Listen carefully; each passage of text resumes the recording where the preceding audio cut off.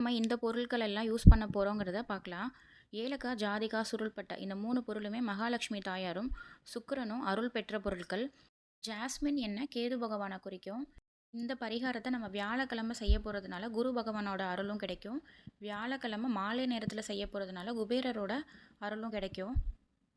இது கூடவே 2 மஞ்சள் கலர் திரி எடுத்து வச்சுக்கலாம். வெள்ளை கலர் திரியை மஞ்சளில் நனைச்சி 2 திரியாக எடுத்து வச்சுக்கலாம், மஞ்சள் திரிகள். இப்போது இந்த பரிகாரம் எப்படி செய்கிறதுன்னு நம்ம பார்க்கலாம். வியாழக்கிழமை சாயந்தரம் ஒரு 5 மணிக்கு மேலே நம்ம வீட்டு வாசப்படி நிலைவாசலுக்கு தாண்டி போய் நின்றுட்டு நம்ம அரைச்சி வச்ச பொடியை வலது கையில் கொஞ்சோண்டு எடுத்துகிட்டு அதில் ஒரே ஒரு ட்ராப் மட்டும் ஜாஸ்மின் எண்ணெயை ஊற்றிக்கலாம். ஊற்றி அதை லைட்டாக மிக்ஸ் பண்ணியும் பண்ணாத மாதிரியும் நம்ம இந்த டிஸ்பிளேயில் வர இந்த மந்திரத்தை சொல்லலாம். கிரகலக்ஷ்மி தனம் தானியம் சௌபாக்கியம் தேகி தேகி நமக.